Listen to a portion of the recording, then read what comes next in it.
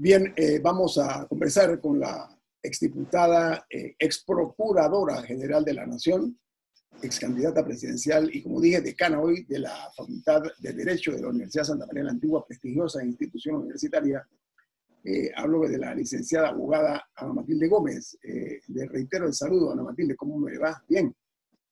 Bueno, como todos, cuidándonos mucho. Muy importante. Oiga, licenciada Gómez, la justicia de España continúa desenmascarando, continúa esa trama de intereses ocultos, se están sacándola a la luz pública. Y en Panamá, algunos medios, sobre todo impresos, han hecho eco de estas denuncias con elementos de juicio suficientes, con nombres, como se dice popularmente, con pelos y señales, vamos a ponerlo de esa manera. Y están hablando los españoles, en base a declaraciones hechas por los actores en el momento, de que la empresa FCC pagó coimas en la ciudad hospitalaria y en otros proyectos importantes de este país. Coimas o sobornos millonarios.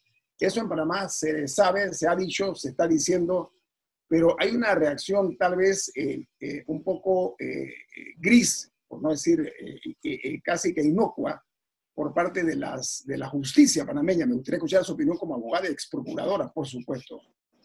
Sí, cómo no, muchísimas gracias, y es un tema que a todos nos debería preocupar. Me gustaría empezar del final, de lo que podemos decir final para ir para atrás, y es que todos esos dineros que terminan en los bolsillos privados, producto de actos de corrupción, son los dineros que hacen falta, por ejemplo, para atender situaciones como la crisis sanitaria y económica y social que estamos viviendo. Dicho esto, ¿cómo empieza la trama? En Panamá, definitivamente, dos empresas internacionales dedicadas a la construcción, las más grandes empresas de construcción de dos países distintos. En Brasil, la constructora brasileña Odebrecht y la constructora española FCC vinieron a Panamá y con sus prácticas que ya están probadas, una de falta de controles y dispuesto a pagar lo que sea para hacerse de contratos públicos, y la otra con una contabilidad paralela, precisamente porque se dio cuenta que en América Latina y en algunos gobiernos, porque también hay evidencia de que Odebrecht en algún lugar en África también incurrió en las mismas prácticas. Estas empresas se dieron cuenta que había funcionarios muy proclives al dinero fácil y nada más le tenían que sonar la campanita, y había un sistema de administración pública tan deficiente en su fiscalización y tenían estructuras de contratación pública tan manejables, tan manipulables. De hecho, en Panamá se cambió 9 veces, ¿sí? Que podían hacer trajes a la medida para empresas con mucho poder económico. Entonces, quien estuviera sentado en la silla presidencial y de allí para abajo a quienes nombrara en su estructura de gobierno, entendían o se conectaban fácilmente con estas empresas corruptas. Esto ya está probado. Esto no es un invento del que habla y que hay, que aquella está. No, estos no son temas emocionales. Estos son temas probados. Internacionalmente está probado la corrupción de ambas empresas, FCC y Odebrecht. Y ambas les adjudicaron contratos para obras públicas en Panamá a través del mismo esquema de corrupción que ellos tenían montado en otras latitudes. A partir de ahí es que uno se pregunta, por ejemplo ahora, el tema de la crisis sanitaria que tenemos. Tenemos un monumento a la desidia y a la corrupción que es la Ciudad de la Salud, por ejemplo. Y uno se pregunta, ¿cómo es posible que en España, con todo lo que se ha develado y todo lo que Panamá logró aportar, porque no es que Panamá no estuviera llevando una investigación, Panamá estaba adelantando una investigación, y cuando empezó a tocar callos delicados, esa investigación llega a un juzgado octavo del circuito penal, y en ese juzgado dicen sobreseimiento definitivo. Permítame. Yo le quiero hacer la pregunta muy bien lo que usted plantea, me lo va a continuar, nada más permítame un segundo. En México, que es el país que dicen que es el rey de la coima, ¿no? La coima institucionalizada, los tenían... En el gobierno del PRI hubo algo, un procurador se atrevió a llegar más allá donde debía, investigando los casos, y lo sacaron, usted se acuerda, en México, ¿no? Ahora que hay un nuevo gobierno, estoy hablando de López Obrador, han levantado nuevamente, le llamo yo, la cloaca, y han salido nombres de 3 expresidentes, 3, no 1, 3, y diputados, gobernadores, etcétera. O sea, todo depende de la voluntad de los gobiernos, creo que está usted diciendo. Por supuesto, porque la corrupción, es que estamos hablando de la gran corrupción. Vamos a hablarlo teóricamente, pero esto es práctico, pero se puede hablar también teóricamente. ¿Por qué hay un tratado, un convenio internacional contra la corrupción y la delincuencia organizada transnacional? ¿Y por qué los países del mundo, por qué las Naciones Unidas recomiendan a través de las convenciones internacionales la aplicación de una serie de medidas que están estandarizadas en el mundo? Porque ya está probado que la gran corrupción no solo llega a un poder, o sea, no solo toca al poder político, toca al poder judicial, toca también al poder legislativo. Cuando usted logra que se cambien normas en medio de procesos para beneficiar a las partes, ahí hay corrupción. Cuando usted logra que todos los contratos se lo den a la misma contratista, ahí hay corrupción. Y cuando usted logra un espacio de impunidad tan grande que todos los casos se caen por el tecnicismo rebuscado que quieran. Podemos hablar de eso también ahora, como fue el caso de, por ejemplo, en el proceso que se estaba llevando por la construcción del tramo vial vía Brasil, el tramo 2, etcétera, que terminó en una nulidad, o bueno, no ha terminado, pero tiene una nulidad que tiene detenida la investigación. Uno dice, esto es una trama de gran corrupción, que además no solamente está en los gobiernos, en la estructura pública, poder judicial, poder legislativo y poder político, el ejecutivo, pues porque viene de los presidentes, los ministros, los contralores, los directores de las instituciones, etcétera. Y funcionarios de ingeniería, porque cuando estamos hablando de las obras públicas, mucho tiene que ver si hay autonomía o no, si hay independencia o no en los ingenieros que fiscalizan las obras, ¿sí? Entonces, esta gran corrupción tiene una contrapartida, y es la gran corrupción empresarial y de los sistemas financieros, porque para la trama de la gran corrupción usted tiene que crear sociedades ficticias, o usted tiene que utilizar sociedades que dicen que hacen una cosa para hacer otra, usted tiene que comprar propiedades, usted tiene que utilizar el sistema bancario para mover la plata. Toda esa trazabilidad, todos esos movimientos que dan imagen de licitud a una serie de hechos delictivos que lo que constituyen es blanqueo de activos, o sea, se trata de lavar dinero sucio que viene de la corrupción. ¿Y cómo es la relación? Bueno, desde el momento en que yo consigo la adjudicación de un contrato o una obra pública a través de que yo hablé con Nito, que es el presidente, él le da la orden le da la orden a Camila, que es su ministra del MOPO, de Obras Públicas.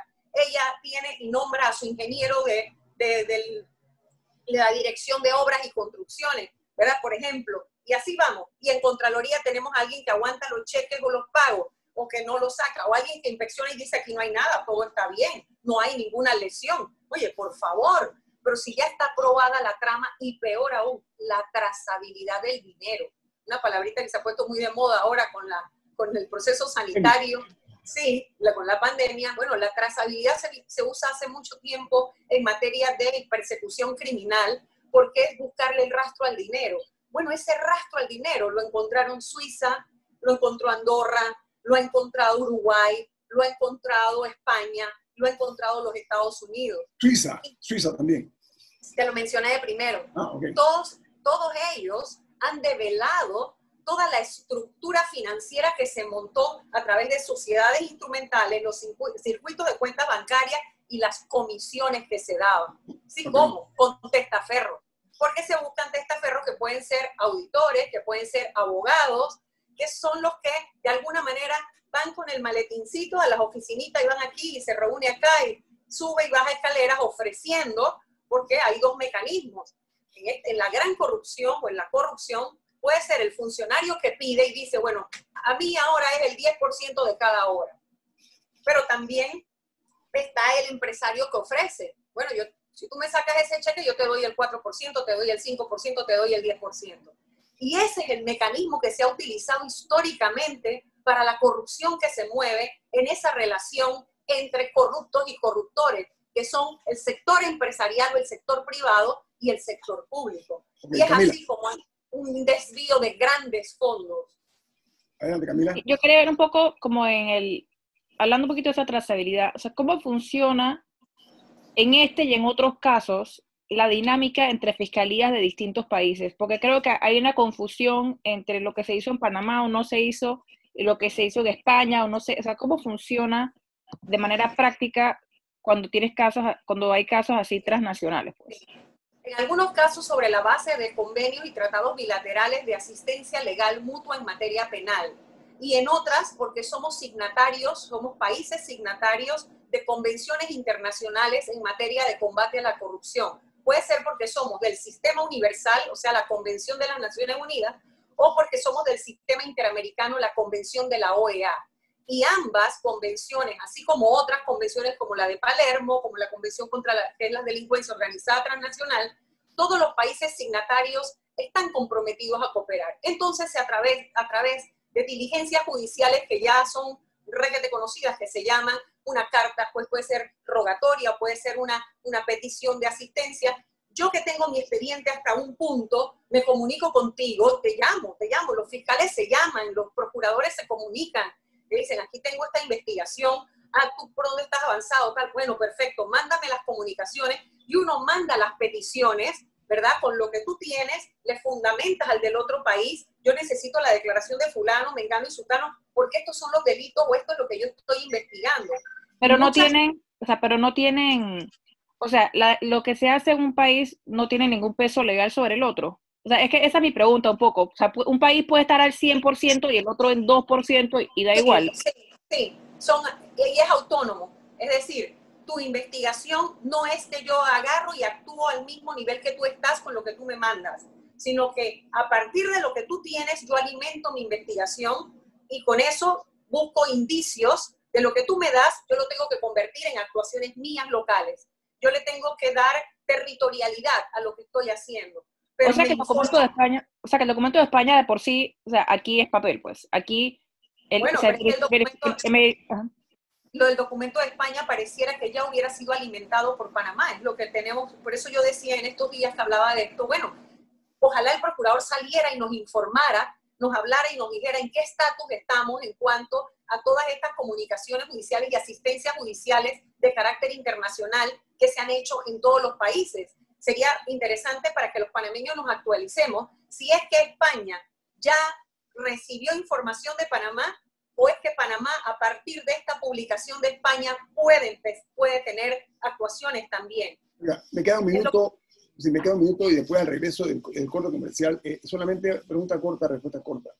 Las publicaciones internacionales que se han dado en España y en otros países también que han sido recogidos por los medios, porque hay agencias internacionales, agencias de noticias que también lo están publicando como EFE y otras. ¿Eso no debe ser visto como noticia criminal aquí en Panamá? Pregunto. Sí, lo que ocurre es que Panamá tiene todas esas investigaciones abiertas.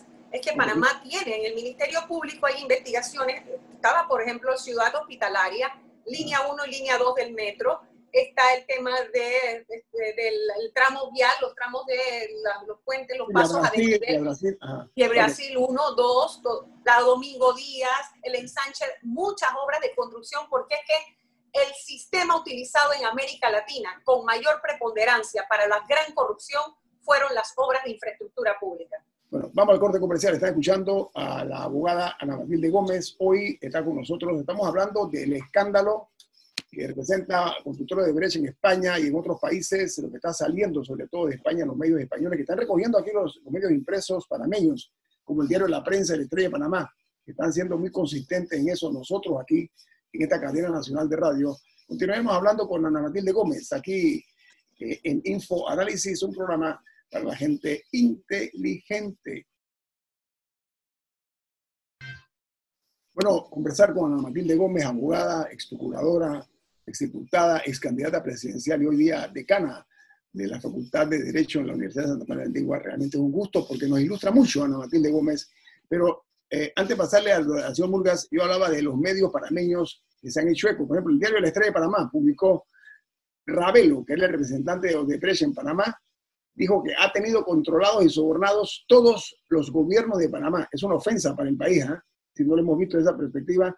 Y dice que el abogado externo de constructor de Brecht dijo que es un señor Tacla Durán, dijo una serie de declaraciones muy fuertes, mientras que, por ejemplo, la agencia de noticias EFE, esto me siento también muy mal, dice, tituló El silencio en Panamá tras la imputación de FSC y constructora de Brecht, y pone 3 gobiernos en duda, y dice que se pagaron $91 millones en coimas. Miren ustedes estos titulares que están lastimando la imagen de Panamá y la justicia panameña no puede pasar inadvertido esto.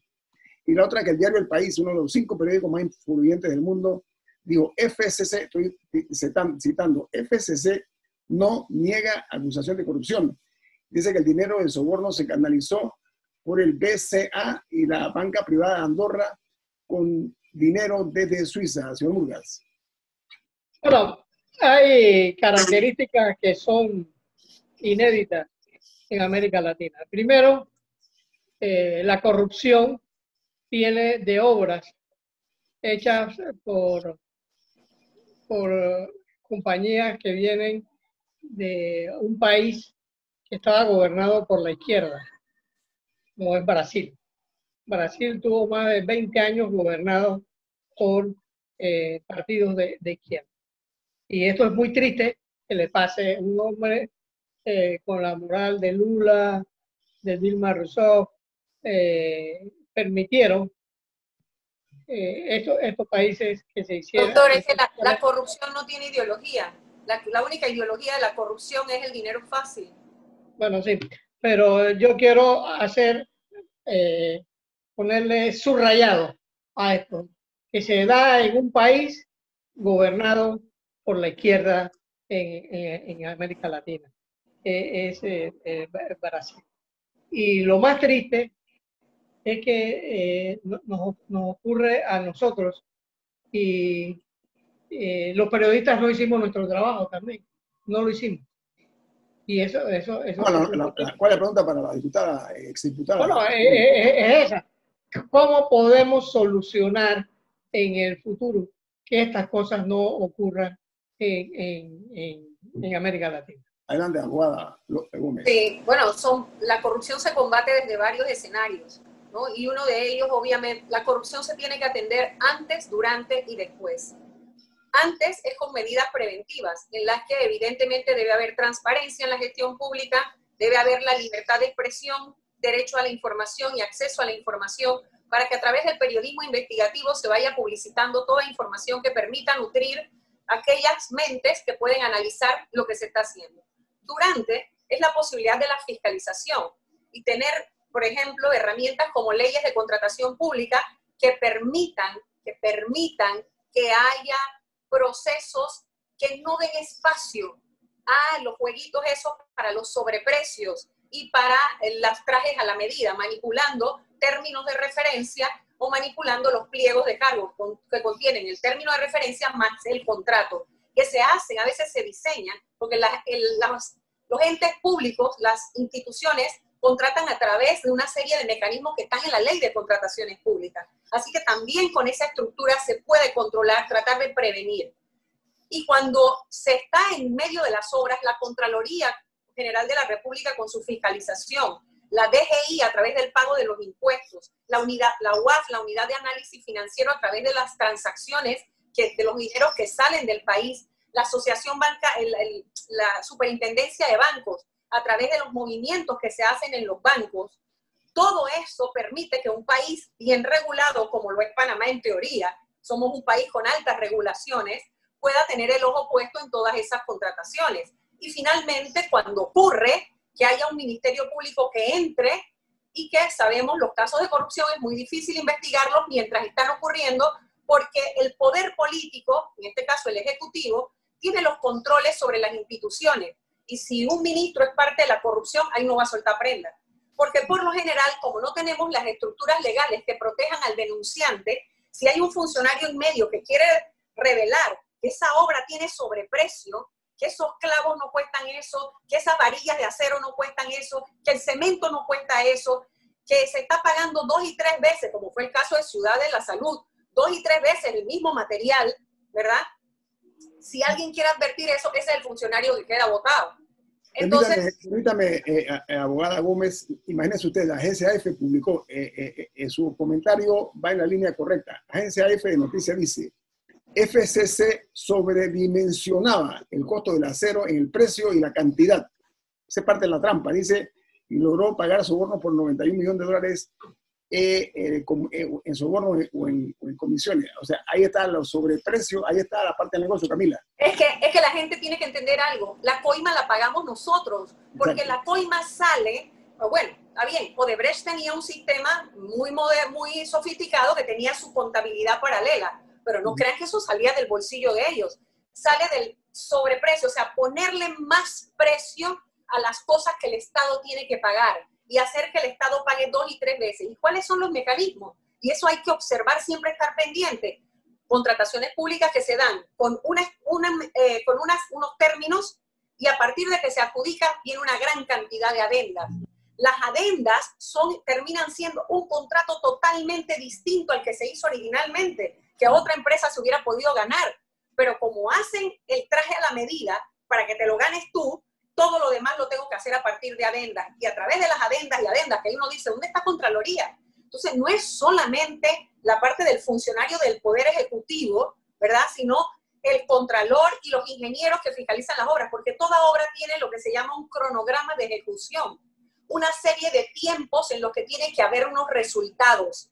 Ese cronograma lo tiene que ir inspeccionando los ingenieros de Contraloría y de la propia institución. Entonces uno se pregunta, ¿estos funcionarios los coimearon también? ¿Cómo es que no se daban cuenta que la obra no avanzaba? ¿Cómo es que no se daban cuenta que la obra estaban volviendo sobre mojado? O sea, hacían lo mismo y reportaban lo mismo y lo mismo. Y la otra gran pregunta, ¿por qué hasta la fecha? Por ejemplo, en el caso de FCC, no le han cobrado la fianza.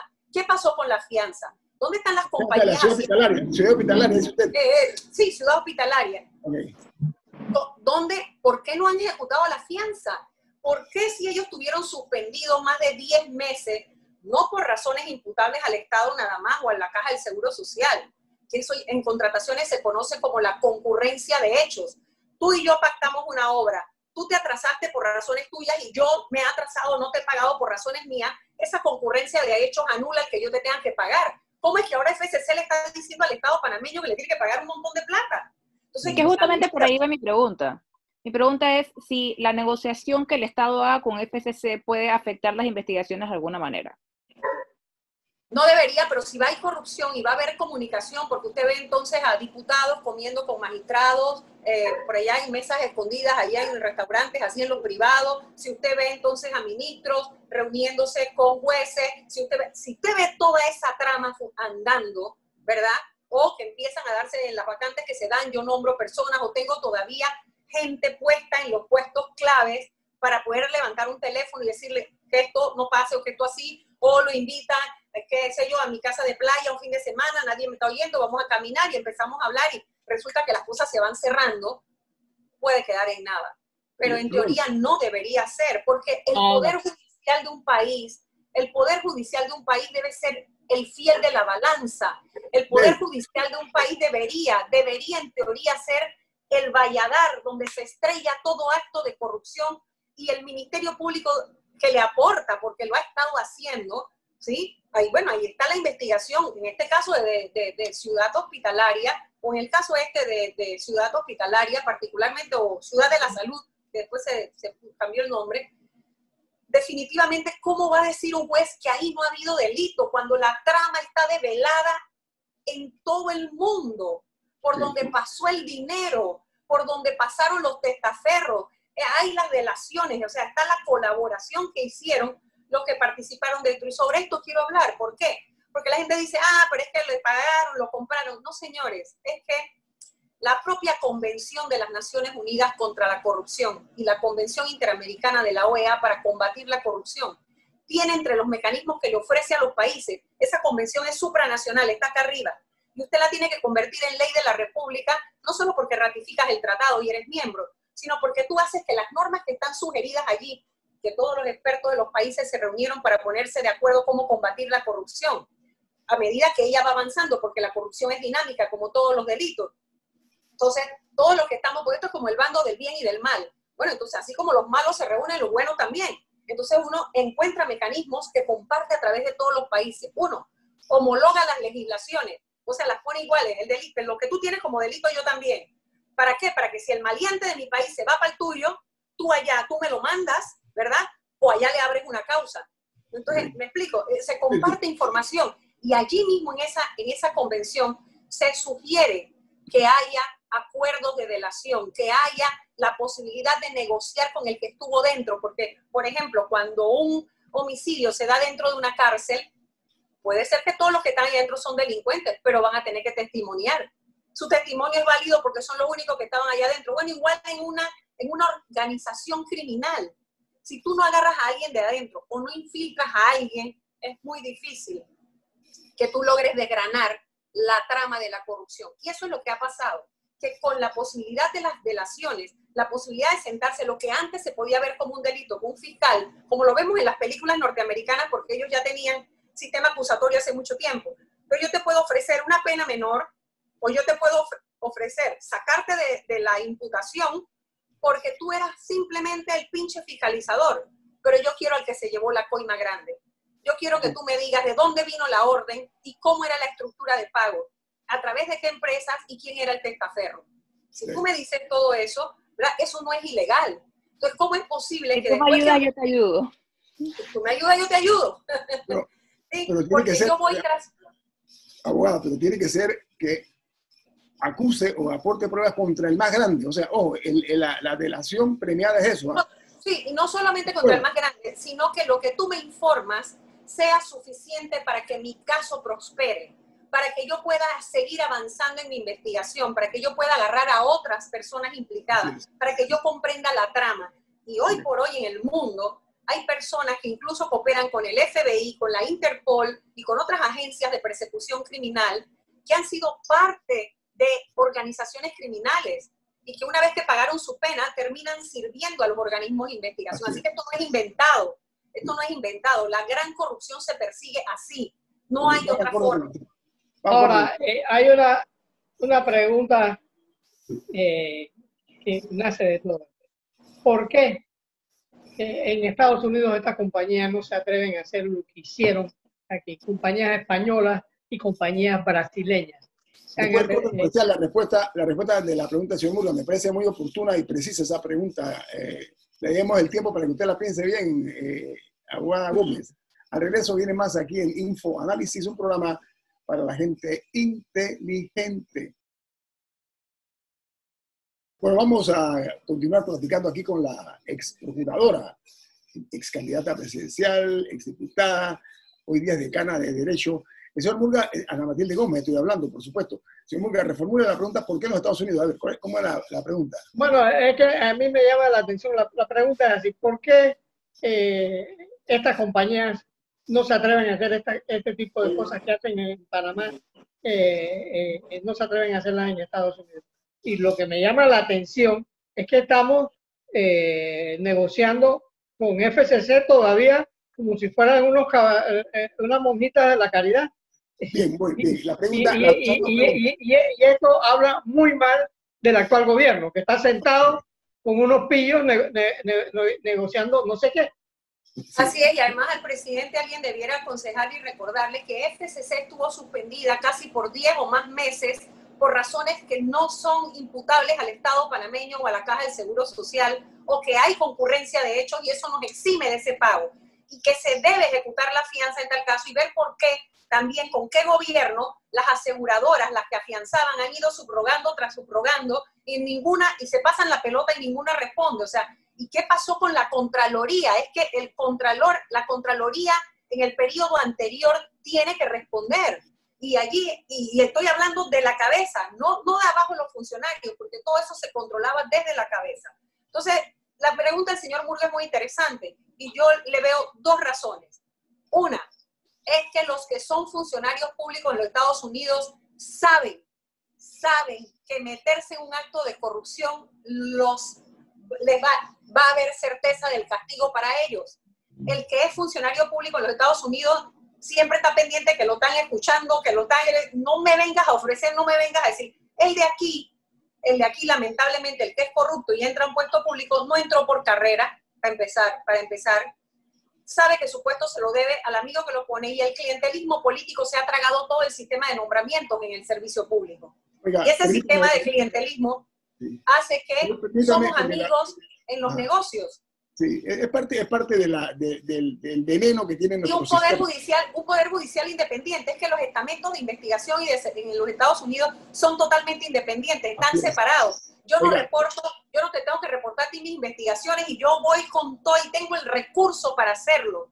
¿Sí? Eso hace una gran diferencia. Oiga, pero señor Murgas, le voy a reformular la pregunta del señor Murgas. Él dice, ¿por qué el presidente Cortizo está renegociando con FCC en el tema de la ciudad hospitalaria? ¿Cuál es su opinión acerca de eso, abogada Gómez? Que no debería hacerlo. No debería hacerlo. El presidente se debe resguardar. El presidente no puede sentarse frente al dueño de una empresa, tal vez el hombre más rico de América Latina, no se debe sentar.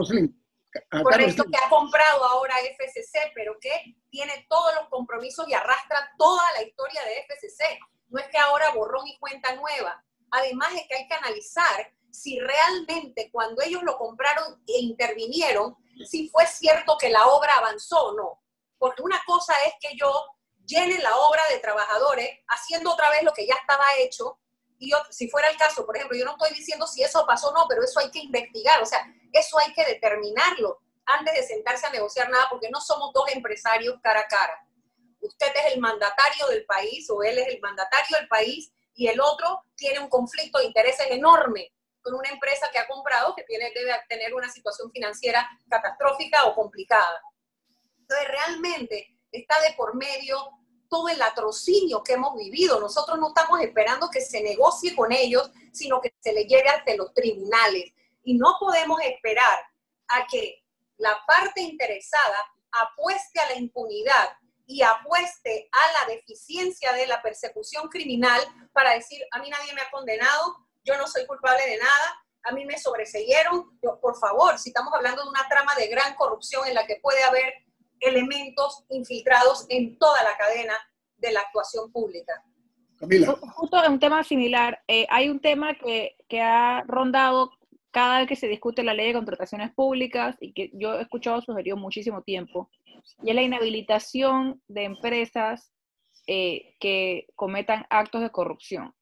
El problema es que siempre se habla de que las empresas condenadas, y el problema es que ninguna se le condena, entonces está todo ese tema. ¿Cuál es su posición sobre el tema de la inhabilitación?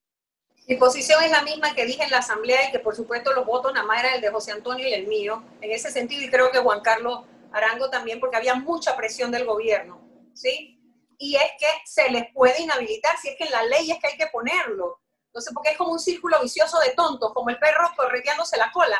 ¿Por qué? Porque lo que dicen es, pero es que no hay ley que lo impida. Bueno, pues es que la ley la hacemos nosotros. Pues hagamos la ley con el perfil de país que queremos ser. Nosotros podemos perfectamente inhabilitar. Entonces, ¿qué decía el ministro de Economía y Finanzas en ese momento? Nadie va a venir a competir a Panamá, nadie. Por favor, al contrario, si tú tienes reglas bien claras, si tú eres estricto, si no cierras los espacios de impunidad, vienen los mejores contratistas del mundo, la gente que sabe que en su país le cae la teja porque tienen soborno transnacional, como en España, como en Estados Unidos.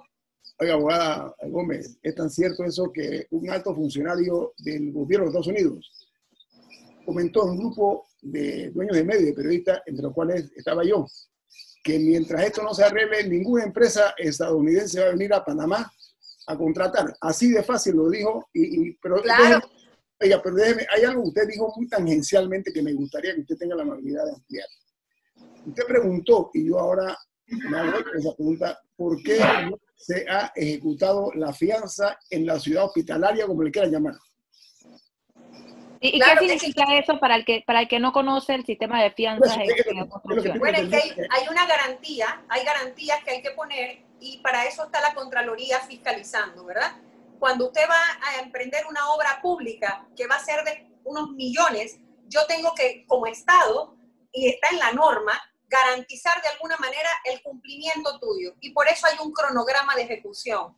Y si tú te atrasas o tú no cumples con lo que está en el cronograma, yo tengo varias opciones. Y una de las opciones es, bueno, te saco a ti de la obra y viene otro a terminar, pues yo te ejecuto la fianza.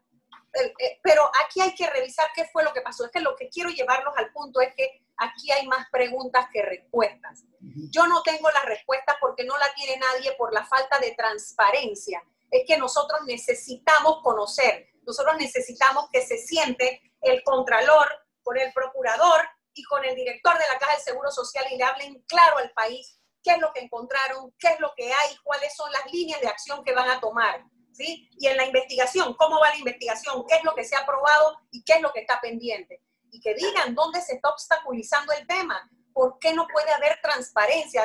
Nosotros necesitamos esa rendición de cuentas porque finalmente esos dineros se pagan por los que pueda pagar este gobierno que viene, no es del bolsillo de ningún funcionario, lo vamos a pagar con los impuestos que se recojan. Otra cosa, señora. Es plata de todos, sí, porque se va a pagar del presupuesto. Sí, oiga, yo pienso, sospecho, o sea, Panamá puede convertirse en el hazmerreír de América Latina con del mundo. Con la laxitud que están dándole al tema de Odebrecht y FCC. Es más, FCC todavía está al borde, ahora que tiene de dueño a Carlos Slim, me imagino que tiene una cuota de poder importante, pero ese es otro tema. A ver, debe estar este tipo de empresas corruptas riéndose a carcajadas hasta las lágrimas de ver que todavía el Ministerio Público no ha accionado. Si usted fuera procuradora, ¿usted qué hubiera hecho? No, pero una consulta, porque es importante ahí, o sea, ¿cuál es el estatus del caso en Panamá? Porque eso es lo que quiero aclararle, que el problema no ha sido del Ministerio Público, el Ministerio Público incluso ha ido más allá, es en el Poder Judicial, porque es en el segundo tribunal donde se ha dictado la nulidad incluso de la declaración del juez, de una juez que dijo hay causa compleja. Y por el otro lado, en el caso de Ciudad de la Salud, aquí no ha pasado nada. Y esa es la incapación. Fue el segundo tribunal superior. Fue en el segundo tribunal superior. Y entonces, allí lo que se ha hecho es frenar aquella investigación que está haciendo el Ministerio Público. Y el tiempo va corriendo. Entonces, realmente nuestros ojos deberían estar puestos en decir, señores, necesitamos un sistema de administración de justicia en la parte del juzgamiento que se conecte con la realidad del país y que no sea parte del latrocinio que hemos vivido por estos gobiernos que se han llevado tanta plata a partir de la gestión pública. ¿Y ese sobreseimiento ya mató el caso Bueno, la fiscal interpuso un recurso de casación. Eso está en la Corte Suprema de Justicia. Pero entonces ahí es la pregunta otra vez, ¿quién va a ser el ponente? ¿Quién nos designó al ponente? ¿Cómo llegó a la Corte? ¿Cuál es su historia? ¿Qué es lo que está haciendo? ¿Por qué se ha quedado con el expediente?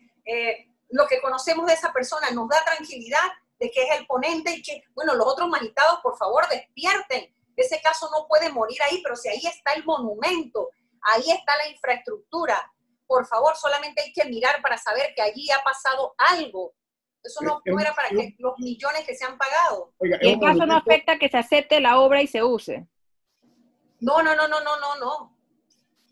para nada. Pero lo que queremos es que se haga sobre la base de no volverles a pagar lo que ya se les pagó. Es que el tema es que dejemos de ser unos congos. Que dejemos de estar disponiendo de los dineros públicos de esa manera. O sea, no es que nos disfracen con que, bueno, ya ahora la pusimos a funcionar.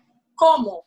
¿Cómo la pusiste a funcionar? ¿Qué trataste? ¿Qué negociaste? ¿Qué acordaste? Eso necesitamos que se haga público. Transparente.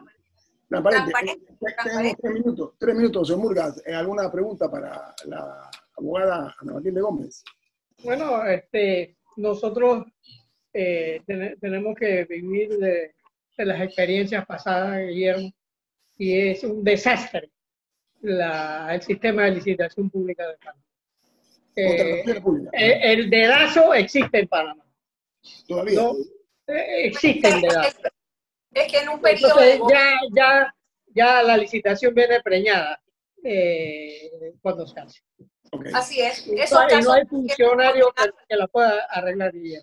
Okay. Eso es producto de un dedazo que los órganos ejecutivos no han querido arreglar ese problema. Son cómodos, los partidos políticos se financian, y no solo los partidos políticos, se financia la corrupción, y el sistema bancario participa de este festín, Guillermo. Todos estamos aquí no ha habido mayores consecuencias para todos los bancos en el circuito bancario que se utilizó para mover estos dineros, porque es que esos dineros antes de llegar afuera se manejaron dentro, y todo eso amerita responsabilidad. Siempre lo que le dicen a uno, tú quieres acabar con el sistema bancario panameño, el sistema financiero, que es el pilar de la economía panameña. Oye, por favor, se estremece el árbol y caen las manzanas podridas y las que están buenas siguen adelante. Eso es lo que hay que hacer porque la imagen del país, y eso es lo que nos está costando tan fuerte en la reputación país que tenemos tan golpeada. Sí, la imagen, la parte reputacional. Oiga, ¿y sabe qué, Ana Matilde Gómez? Hay otro problema. Mientras en Panamá no se resuelve esta situación, sospecho que muy pocas empresas serias y honorables van a querer venir a Panamá, porque estamos vistos como un país de bucaneros, de piratas, ¿no? Y no solamente es los que vienen de afuera, es que también dentro financian campañas políticas para que queden los mismos con los que saben que pueden negociar. Porque el sector privado también, el sector empresarial en este país tiene que darse también un mea culpa. Porque cómo han llegado los que nos han gobernado. Porque no es un tema de que, ay, que dónde está graduada y que qué experiencia tiene, y que fulanito, ella quién es. No. Porque todos los que nos han gobernado se han graduado en tremendas universidades, han estudiado fuera del país, y los pintan y tienen unos currículums y a la hora que llegan ahí, ¿qué pasó? ¿Por qué nos roban? ¿Por qué nos roban? ¿Y por qué le da miedo a este país tener a alguien que no les robe? Entonces, de verdad que yo lo que me pregunto es que la corrupción se financia con más corrupción, con la gente que quiere que se combata la corrupción, sí, pero la tuya. Cuando es la mía, no. Cuando es la mía es una gran operación financiera a que se me dañó en el camino. Por favor, tenemos que dejarnos de esos eufemismos y de esas hipocresías para poder que este país avance. Tenemos que irnos, pero ¿sabe qué, abogada Matilde Gómez? Lo que hemos leído, por ejemplo, a los grandes novelistas, a los grandes escritores mexicanos como Jorge Castañeda, Enrique Krause, Julio César García y otros más, y que han investigado, saben que en México la estrategia del PRI sabe cuál era. Ellos pagarle las universidades a los hijos de los funcionarios que tenían capacidad después de ser lo que venir graduados de esas universidades de prestigio, Stanford, Harvard, Yale, etcétera, iban a hacer lo que iban a gobernar el país, pero con una deuda con el PRI, para que le quede claro lo certero de su comentario.